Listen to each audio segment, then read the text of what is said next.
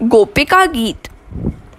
कृष्ण अंतर ध्यान हो गए तो राधा जी पछताने और रोने लगी। हे नाथ, हे प्यारे, दर्शन दीजिए, प्यारे दर्शन दीजिए ओ आए, तुम बिन रहो न जाए। जल बिन कमल, चंद बिन रजनी, ऐसे तुम देखिया बिना सजनी। आकुल व्याकुल फिरूं रैन दिन, विरह कलेजो खाए। दिवस न भूख नींद नहीं रहना, मुक्सु कहत न आवे बैना।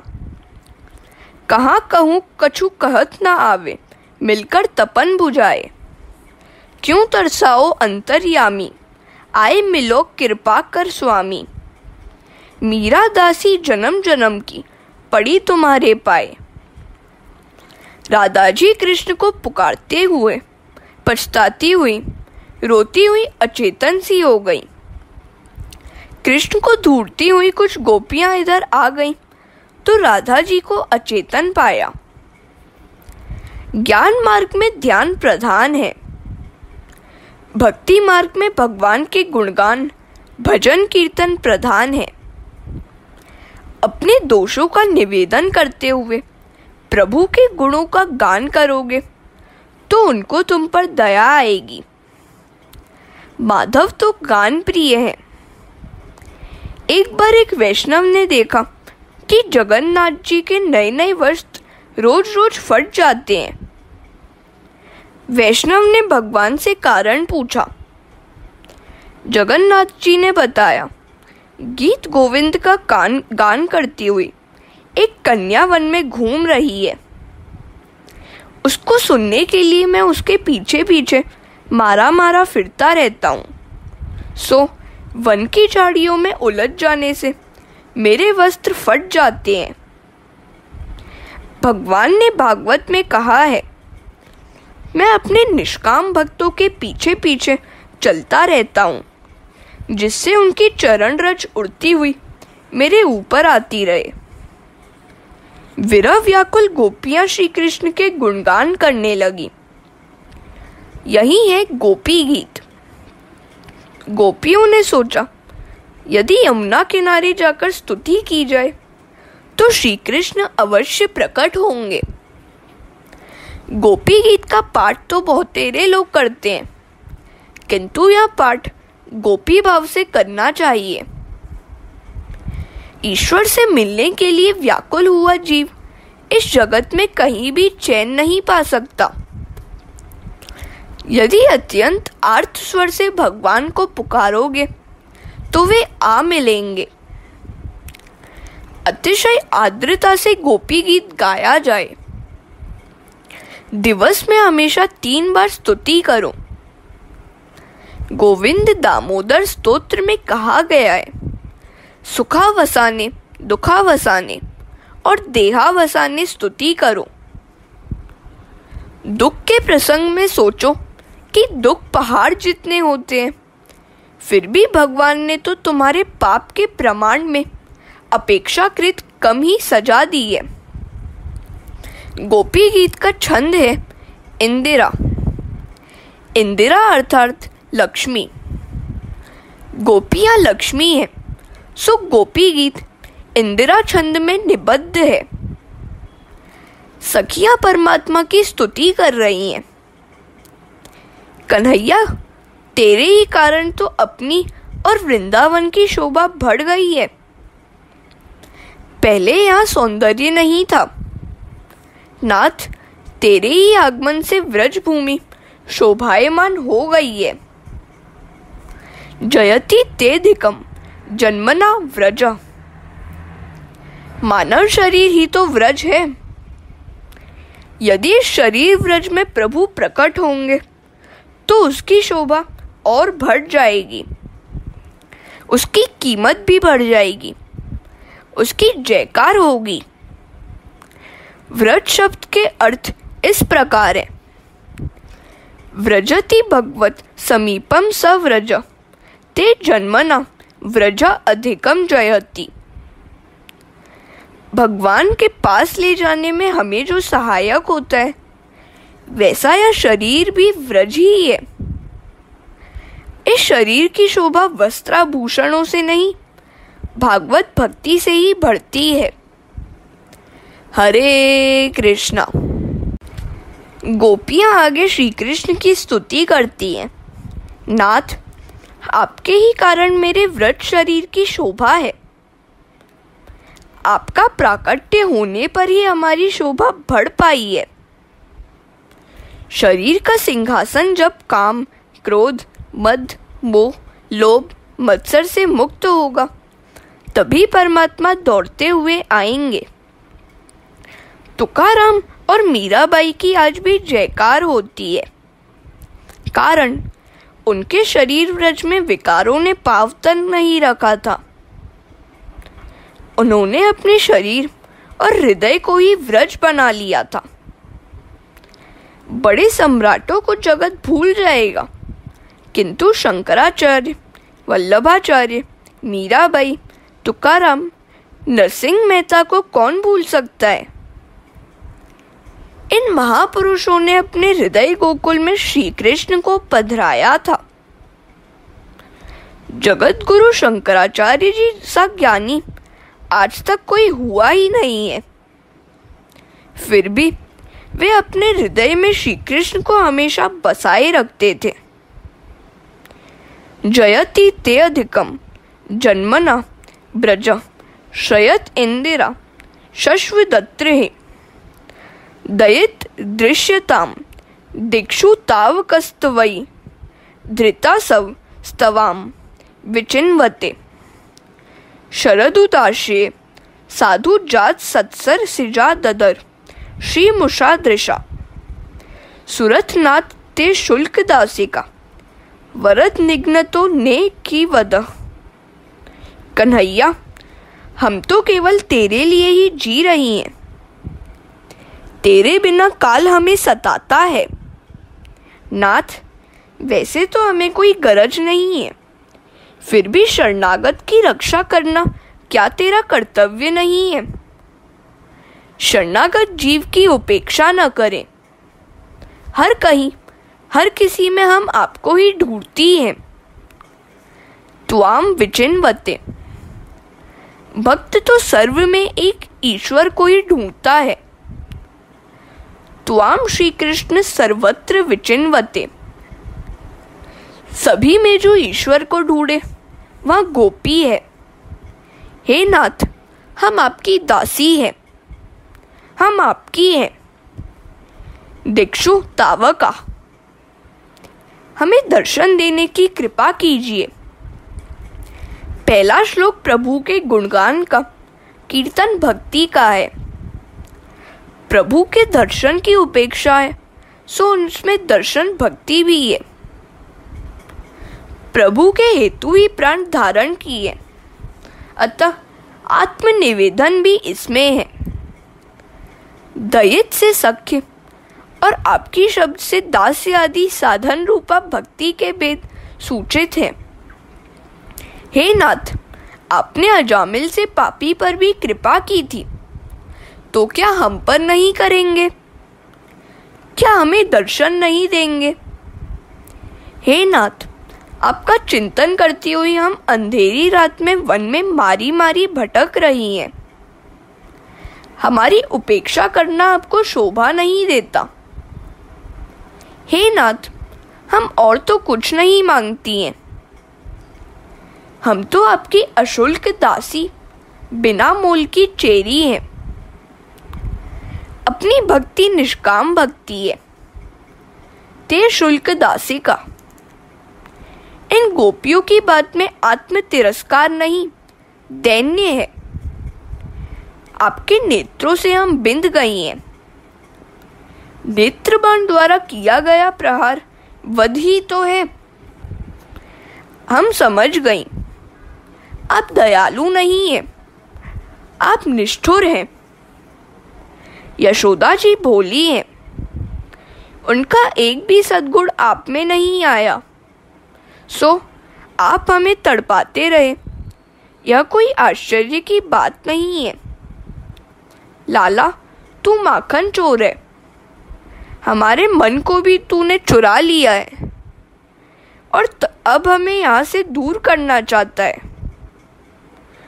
कन्हैया कहता है, मैं तो चोर हूँ, फिर मुझे क्यों पुकारा जा रहा है?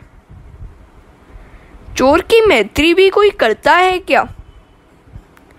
गोपियाँ कहती हैं, चोरी करने के लिए ही तो हम तुझे पुकार रही हैं। तू तो चोरी करता ही है, तेरी आंखें भी चोर है। हरे कृष्णा। विष जलाप्ययाद व्याल राक्षसाद वर्ष मारुताद वधुतानलाद वृक्ष भयात्मजाद विश्व तो भयाशुभ ते वयम रक्षिता मोह। विस्मय यमुना जल से, अजगर रूपा अखासुर से, इंद्र की वर्षा से, बिजली से, बवंडर से, दावानल से, वृषभासुर से, व्योमासुर से, सभी प्रकारों के भय से आपने हमारी बार बार रक्षा की है। तो फिर हे कन्हैया, आज तू क्यों निष्ठुर बन गया है? यदि हमें मारना ही था तो उन आपत्तियों से हमारी रक्षा ही क्यों की? कन्हैया, क्या हमारी रक्षा करने का तू उपकार नहीं करेगा? तूने कालिया नाग, अघासुर, बकासुर आदि राक्षसों से हमारी रक्षा की और आज विरहासुर से हमें मारने चला है। उस कालिया नाग के विष से भी यह विरह विष अधिक दाहक है। अब तो सहा नहीं जाता। दर्शन दे कान्हा, दर्शन दे। यदि हमें मारना ही था तो पहले प्रेमदान क्यों दिया? यदि मुझे दर्शन नहीं देगा तो मैं लोगों से कह दूंगी कि कन्हैया नंद यशोदा का पुत्र नहीं है। मैं जानती हूँ कि तू कौन है। कन्हैया कहता है, जरा मुझे भी तो बता कि मैं कौन हूँ। सखियाँ ज्ञान भक्त है, ज्ञानी है, सो परमात्मा के स्वरूप को भली भांति जानती है। वे तो कहने लगी, हम आपको जानती हैं और जानकर ही प्रेम करती हैं। न खलु गोपिका नंदनो भवान खिल देही नाम मंतरात्म दृक् विखन सार्थितो विश्व गुप्त ये सख उदयवान सात्वताम को ले। आप सभी के हृदयों में अंतर्यामी रूप से विराजमान नारायण हैं। समस्त शरीरधारियों के हृदय में बसे हुए आप साक्षीभूत हैं। कन्हैया कहता है, क्या इच्छा है तुम सबकी? गोपियां कहती हैं, हे कांत, हे प्यारे, आपके वरद हस्त ऐसे शक्तिमान हैं कि हमारे अभिमान को दूर कर सकते हैं। आप अपना मंगलमय हस्त हम सबके मस्तक पर रखिए। इस 5वें श्लोक का तात्पर्य शरण भक्ति है। इससे पहले के श्लोक में प्रभु के महात्म्य का वर्णन था। भगवान महान, समर्थ, अप्रतिम प्रभावी है। ऐसी प्रतीति होने पर हृदय उनकी शरण याचना करे, यह स्वाभाविक है। जीव शरण भाव से उनको अधिक पहचान सकता है। प्रभु प्रेम के मार्ग पर गोपीजन आगे बढ़ती हुई शरण याचना करती हैं, जिससे सभी प्रकार के भयों से मुक्ति मिल पाए। श्री कृष्ण कहते हैं, इतनी सारी सखियों में से मैं किस किस के मस्तक पर हाथ रखूं? समय भी बहुत लगेगा। सो मैं पहले मेरे दूसरे भक्तों के काम निपटा लूं, फिर तुम सबको स्पर्श लाभ दूंगा। गोपी कहती है, नहीं कान्हा, उनका काम बाद में कर लेना, पहले हम ही पर कृपा कर। हम तेरी हैं, तू हमारा है। तुझ पर सबसे पहला अधिकार हमारा ही है। तू व्रज जनार्तिहन है, व्रजवासी के दुखों का नाश करता है। अन्य भक्त तो व्रजवासी है ही नहीं। कन्हैया, हम एक ही गांव के वासी हैं, सो तुझ पर पहला अधिकार हमारा है। तेरा अवतार ही तो हम व्रजवासियों के उद्धार के लिए हुआ है। व्रज भक्त किसे मानेंगे? हरे कृष्णा। व्रज भक्त किसे मानेंगे? क्या गोकुल मथुरा वृंदावन में रहने वालों को ही? नहीं, ऐसा नहीं माना जा सकता। जो निसाधन भक्त है वही व्रज भक्त है।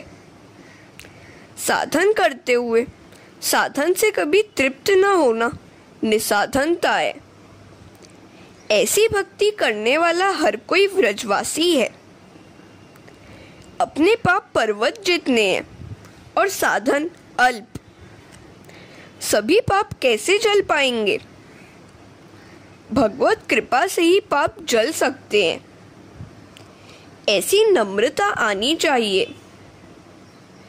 सभी प्रकार के साधन करते हुए भी अपने को निसाधन मानने वाला जीव ही व्रज भक्त है।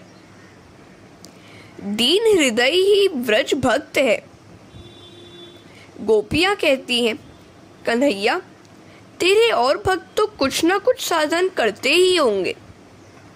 वे तो योगी, ज्ञानी या कर्मनिष्ठ होंगे। उनको तो किसी न किसी साधन का अवलंबन है और हम तो निरावलंबा हैं। हम तो तेरे ही सहारे हैं। हम तो गांव की अनपढ़ गोपियां हैं। तू ही हमारा आधार है। जीव निराधार बन नहीं पाता है, अतः वह भगवान को पा नहीं सकता। गोपियां तो ध्यानादि सब कुछ करते रहने पर भी मानती हैं कि वे कुछ भी नहीं कर पाती है। ऐसी भावना रखने वाला ही व्रज भक्त है। साधन की अकड़ रखने वाला भक्त व्रजवासी हो नहीं सकता। कन्हैया हम तो यह भी नहीं जानती है कि ध्यान किस प्रकार किया जा सकता है। हम गांव के अनपढ़ अबला तेरी शरण आई हैं। हम निसाधन हैं। तुम पर पहला अधिकार हमारा है।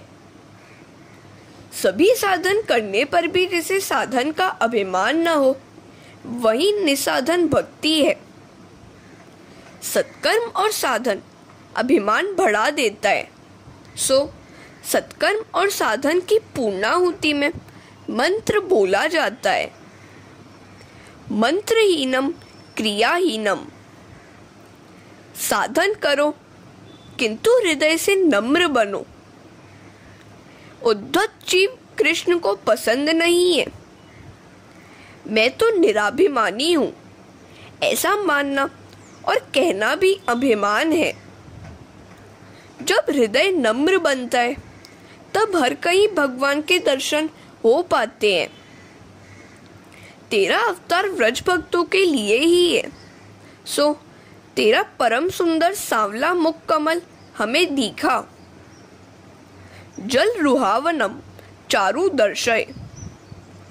मेरे दर्शन के बाद तुम्हारी क्या इच्छा बाकी रहेगी?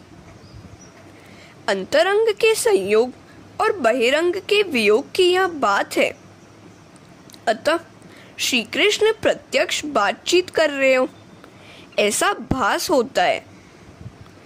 गोपियां कहती हैं, हे काम विनाशक, अपनी सभी कामनाएं तू नष्ट कर सकता है। न कृंधि हृच्छयम, अपने काम का नाश करो। गोपियां काम सुख की नहीं, काम नाश की इच्छा करती हैं। संत कहते हैं, गुरु के हाथों में काम नाश की शक्ति है। आपका हाथ अपने मस्तक पर फिरते ही अपनी बुद्धि में से काम वासना नष्ट हो जाएगी। गोपियां कहती हैं, अपने चरण हमारे हृदय और मस्तक पर पधराइए। हरे कृष्णा। जब गोपियों ने श्री कृष्ण को उनके चरण अपने हृदय और मस्तक पर पधराने की कहा तो कृष्ण कहते हैं, क्या मेरे चरण इतने सुलभ हैं कि हर किसी के हृदय पर पधराता फिरूं? गोपियां कहती हैं, तेरे चरण गायों के लिए सुलभ है, तो क्या हमें ही उनका लाभ न मिल पाएगा? हमें तो गायों से भी अधिक दीन बनकर आई हैं। तेरे चरण तो तृण चरानुग है। गायों के लिए तुम्हारे चरण सुलभ है, क्योंकि तुम दोनों एक दूसरे के आगे पीछे चलते रहते हो। क्या गायों के लिए सुलभ और हमारे लिए ही तेरे चरण दुर्लभ है? भगवान कहते हैं, क्या तुम मुझे गोपाल मानती हो? गोपियां कहती है, नहीं नहीं, तुम तो श्री निकेतनम हो। तुम्हारे चरण तो लक्ष्मी जी के निवास स्थान रूप है। तुम्हारे चरण तो लक्ष्मी जी नित्य अपनी गोद में रखकर सेवा करती है। श्री कृष्ण कहते हैं, मैं अपने चरण तुम्हारे हृदय में पधराने के लिए तैयार तो हूँ, किंतु एक डर भी है मुझे। तुम्हारे अभिमान से विषैले हृदय पर मैं चरण पधराऊं तो उसका असर मेरे चरणों पर भी हो जाए तो? गोपियां कहती हैं, आप तो हमारी भावना की हंसी उड़ाते हैं। आप तो फणार्पितम है। विषैले कालिया नाग के मस्तक पर आरूढ़ होकर नर्तन करने वाले हैं। कालिया नाग का विष कुछ अच्छा असर न कर पाया तो हमारे हृदय का विष आपको क्या कर पाएगा? और अगर हमारे हृदय विषैले हो भी, फिर भी तुम्हारे चरण उसे अमृत बना देंगे। तुम्हारे चरण तो सभी प्रणाम करने वालों के पाप को मिटा देने वाले हैं। प्रणत देहि नाम पापाक्त दर्शनम। गोपियां विनती करती हैं, हे नाथ, अपने अधरामृत का पान कराकर हमें जीवन दान दो। अधर्सी धुना ओणा ययस्व। श्री कृष्ण कहते हैं, तुम जी रहे हो, फिर भी कैसा जीवन दान मांग रही हो? तुम्हारे प्रेम में कुछ कपट भाव है। हमने तो सुना है कि दशरथ जी ने राम जी के वियोग के कारण प्राण त्याग किया था। राम राम कही राम कही, राम राम कही राम, तनु परिहरि रघुबर विरहम, राउ गयौ सुरधाम। दशरथ जी का राम प्रेम हार्दिक था, सो राम का विरह होते ही उन्होंने प्राण त्याग दिया। यही है सच्चा प्रेम। मेरे वियोग में तुम जी रही हो, मुझसे बातें भी कर रही हो। तुम्हारे प्राण चले नहीं गए, सो मुझे लगता है कि तुम्हारा प्रेम सच्चा नहीं है।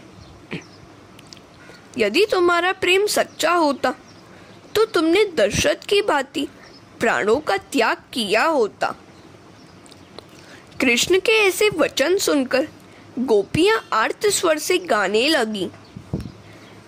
तव कथामृतम तप्त जीवनम कवि भिन्रीडतम कल्मषापहम श्रवण मंगलम श्रीमदाततम भुवि गृणति ते भूरिदा जना। गोपी कहती है, क्या कह रहे हो तुम? हमारे प्राण तो जा ही रहे थे, किंतु तुम्हारे कथामृत पान के लोभ से अब तक रुके हुए हैं। तुम्हारा कथामृत और नामामृत इन्हें रोके हुए हैं। तुमने हमसे मिलने का वचन दिया था। उस वचन के पूरे होने की आशा में हम जी रही हैं। वैष्णव तो जीवन की अंतिम सांस तक परमात्मा से मिलने की आशा में जीता रहता है। हरे कृष्णा। गोपियां भगवान को कहती हैं, प्रभु, तुम्हारी लीला कथा तो अमृत स्वरूप है, जो श्रवण मात्र से पापों का नाश करती है। उसका श्रवण मंगल आनंदमयी है। यज्ञ कथा सुनने से आनंद नहीं होता है। विरह कुल जीव के लिए रासलीला जीवन रूप है, जीवन सर्वस्व है। बड़े बड़े ज्ञानी महात्माओं ने, भक्त कवियों ने इनका गान और श्रवण किया है। यह कथा सभी पाप ताप तो मिटाती ही है और सुनने मात्र से परम कल्याण भी करती है। वह अति सुंदर, मधुर और शांतिदायक है। स्वर्ग का अमृत तो पुण्यों को जलाता है, जबकि यह कथा तो पापों को जलाती है। जो व्यक्ति इस लीला कथा का गान करता है वही इस जगत में सबसे बड़ा दानी है। राम जी ने हनुमान जी से पूछा था कि जानकी उनके विरह में अपने प्राणों की रक्षा किस प्रकार कर रही है। तब हनुमान जी ने उत्तर दिया, नाम पाहरू दिवस निसी, ध्यान तुम्हार कपाट, लोचन निज पद जंत्रित, जाहि प्राण के ही बाट। आपका नाम रात दिन उनकी रक्षा कर रहा है। आपका ध्यान द्वार है, नेत्र अपने चरणों ही में लगाए रहती हैं। तो फिर प्राण बाहर निकले भी तो कैसे? वैसे तो विरह के कारण प्राण निकल ही जाते, किंतु बाहर निकलने का कोई मार्ग भी तो नहीं है। यदि आपका ध्यान और नाम छूट भी गया तो प्राण भी निकल जाएंगे, किंतु उनको आपसे इतना तो प्रेम है कि आपका नाम और ध्यान छूट नहीं पाएगा। और नाम ध्यान गए बिना प्राण जा नहीं सकते। जानकी के मन, वचन और कर्म तीनों आपसे ही संबंध रखते हैं, सो उनके प्राण जा नहीं सके हैं। कृष्ण का कथामृत प्राण को विरहावस्था में भी रोके रखता है। भगवान की कथा भी उनके 6 गुणों से युक्त है। वह मोक्षदा है, परमानंद है, अमृत है, तप्तों का जीवन है। संसार ताप से पीड़ितों की पीड़ा का निवारण करती है। ज्ञानी भी कथामृत की स्तुति करते हैं। वह पाप को दूर करने वाली है। इसमें वीर्य धर्म का सूचन है, श्रवण के लिए कल्याणकारी है। कथामृत में यश धर्म है, लक्ष्मी युक्त भी है। यह सर्वत्र व्याप्त है। भगवान के 6 गुण ऐश्वर्य, वीर्य, यश, ज्ञान, वैराग्य और श्री भी इस कथामृत में भी है। वस्त्र दान से अन्नदान बढ़कर है, किंतु कथा दान सर्वश्रेष्ठ है। निरपेक्षता कथा करने वाला ही सच्चा भक्त है। ज्ञानदान से जीवन सुधरता है। जीव को हमेशा की शांति मिलती है। कन्हैया, तेरे लिए हमने सर्वस्व का त्याग किया है। नाथ, तेरे लिए तो हमने लोक लाज तक छोड़ दी है और आज तू निष्ठुर हो गया है। भाई छोड़ा, बंधु छोड़ा, छोड़ा सगा सोई, मेरे तो गिरधर गोपाल, दूसरा न कोई। पति सुतान्वय, भ्रातृ बांधवान, ती विलंघय, तेन च्युता गता, गति विदिस्त वोगदीत मोहिता। इस श्लोक में गोपियों का संन्यास प्रकट हुआ है। अपना चित्त एक भी अन्य क्षण किसी वस्तु में नहीं लगता। कोई वस्तु में क्षण चित्त नव चोटे, अलबेली आवी बैठो हे जीरे। दया ना प्रीतम जी ने एटलू जई कहे जो, क्या सुधी आवा दुख सही जीरे। हरे कृष्णा। गोपियां श्री कृष्ण से कह रही हैं, हमें शीघ्र ही दर्शन देने की कृपा करें। मुझे दो दर्शन गिरिधारी, तोरी सांवरी सुरत परवारी रे। यह विरह वेदना असह्य है जिसे मीराबाई ने इन शब्दों में प्रकट किया है। ऐसी लगन लगाए कहाँ तू जासी, कहाँ तू जासी ऐसी लगन लगाए। तुम दिखे बिन कल न परत है, तड़प तड़प जीव जासी। गोपियों की कृष्ण दर्शन लालसा भी कैसी है। गोपियां आंखों की पलकें बनाने वाले ब्रह्मा को भी कोसती हैं, क्योंकि वे पलकें हिलती रहने के कारण दर्शन में बाधा हो जाती है। पलकें झपकने से एक क्षण तक हम आपके दर्शन से वंचित हो जाती हैं। एक क्षण का विरह भी हमारे लिए तो असह्य है। आंखों की पलकें बनाने वाला ब्रह्मा जड़ है। यदि उसने पलकें बनाई ही ना होती तो हम आपके दर्शन निरंतर कर सकी होती। कुटिल कुंतलम श्रीमुख चते जड़ उदीक्षताम पक्षम कृद दृशाम। नाथ, अपने दर्शन के लिए प्रतीक्षा ही कराते रहेंगे क्या आप? तुझे ढूंढते ढूंढते तो मेरी आंखें भी थक हार गई हैं। जब से तू गया है हम बड़ी बेचैन हैं, हमें शांति ही नहीं है। दरस बिन दुखन लागे नैन, जब से तुम बिछड़े पिव प्यारे कबहू न पायो चैन। शब्द सुनत मेरी छतियां कापे मीठे लागे बैन। एकटक ठाड़ी पंथ निहारूं भई क्षमासी रैन। विरह विथा कासो कहूँ सजनी वह गई करवत ऐन। मीरा के प्रभु कब्रे मिलोगे दुख में टन सुख देन। दुखड़ता और सुखड़ता तुम हमें कब मिलोगे, दर्शन कब दोगे। असह्य विरह वेदना के कारण गोपियां रोने लगी।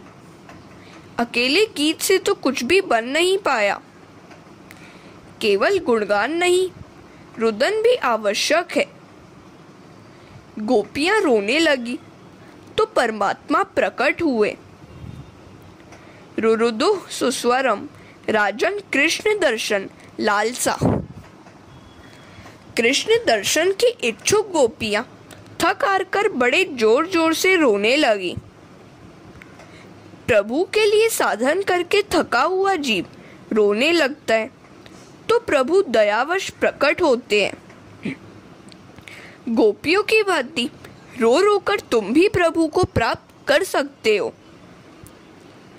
रामकृष्ण परमहंस ने कहा है, पत्नी पुत्र आदि की मृत्यु के समय या धन संपत्ति को पाने के लिए लोग आंसू की सरिता बहा देते हैं, किंतु ईश्वर के दर्शन न होने पाने के दुख से भगवान के लिए आंसू की एक बूंद तक गिराने वाले कितने हैं। अपने अनुभव का वर्णन करते हुए उन्होंने कहा है, संध्या समय भी मुझे माँ के दर्शन नहीं हो पाते तो मैं रो उठता हूँ, माँ आज का दिन भी तेरे दर्शन के बिना ही चला गया। मैं रोते रोते हुए धरती पर गिर जाता तो अंत में उनका दर्शन हुआ। दर्शन प्राप्ति के लिए अतिशय व्याकुलता से आंखों से आंसू की धारा बहाओ, वे अवश्य दर्शन देंगे। हरे कृष्णा।